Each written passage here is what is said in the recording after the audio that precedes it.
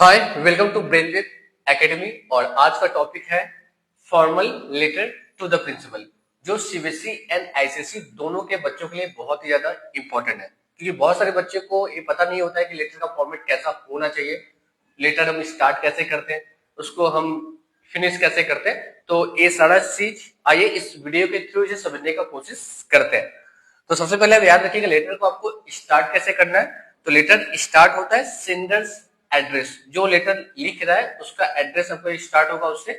और लिखना कहाँ पे है, आपको टॉप में लिखना है, वो भी लेफ्ट साइड, जैसे कि यहाँ पे इस पिक्चर में आप देख रहे हैं। उसके बाद आपका आता है रिसीवर्स एड्रेस।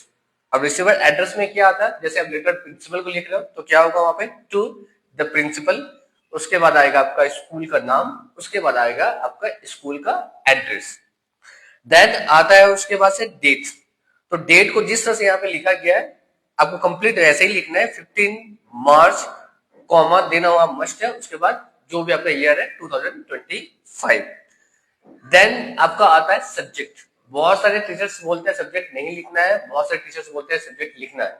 अगर आप क्लास 6-7 में आप लिख रहे हैं यहाँ पे, तो अगर आपके टीचर स्कूल के बोल रहे नहीं लिखना है तो वहां पे मत लिखिएगा। अगर वहां पे कुछ नहीं बोल रहे वहां पे लिखिएगा। लेकिन जब आप कोई सी बोर्ड के एग्जाम में जा रहे हैं वहां पे आपका लिखना मस्ट वहां पे हो जाता है।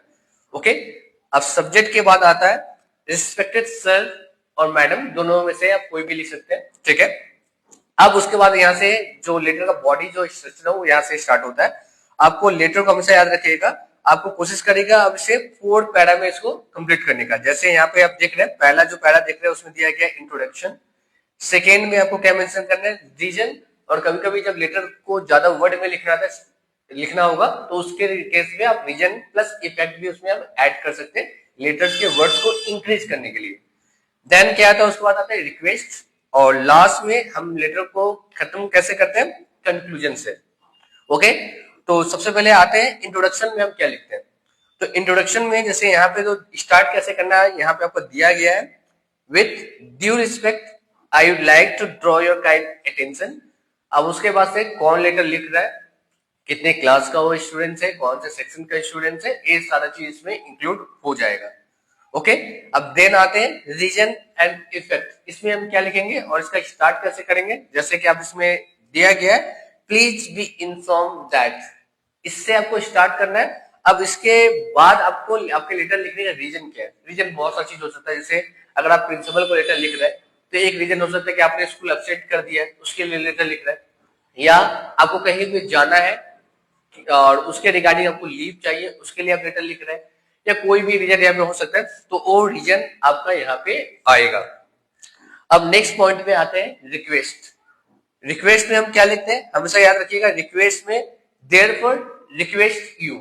बहुत सारे बच्चे क्या करते हैं, देयरफॉर आई रिक्वेस्ट, यहाँ पे आई इंक्लूड कर देते हैं। तो कभी भी हम आई यहाँ पे इंक्लूड नहीं करेंगे क्योंकि वो हाइड होता है। जैसे हम अगर किसी को बोलते हैं सिट डाउन, इसका मतलब हम सामने वाले को सिट डाउन बोलते हैं, वहां पे यू आई हाइड होता है। उसी तरह से यहाँ से अगर हम किसी से रिक्वेस्ट कर रहे हैं अपने सर प्रिंसिपल से, तो यहाँ पे आई हाइड होता है, जिसको आई को मेंशन करना है यहाँ पे इंपॉर्टेंट नहीं है। इसलिए जो आपका लाइन क्या आएगा आपका देयरफॉर रिक्वेस्ट यू प्लीज। अब उसके बाद से जो आपको उसमें एड आउट करना है कि किस लिए आप रिक्वेस्ट क्या चीज के लिए कर रहे हैं, जैसा आपका लेटर होगा उसी के अकॉर्डिंग यहाँ पे सेंटेंस स्ट्रक्चर यहाँ पे आएगा। अब उसके बाद जब लेटर को आप फिनिश करोगे तो वो आपका क्या होगा, कंक्लूजन। वहां पे क्या आएगा, वहां पे आपको ए लाइन आप यहाँ पे लिख सकते हैं, thank you for your considering my request. और अगर ये नहीं तो और भी एक लाइन लिख सकते हैं कि I hope you will do the needful.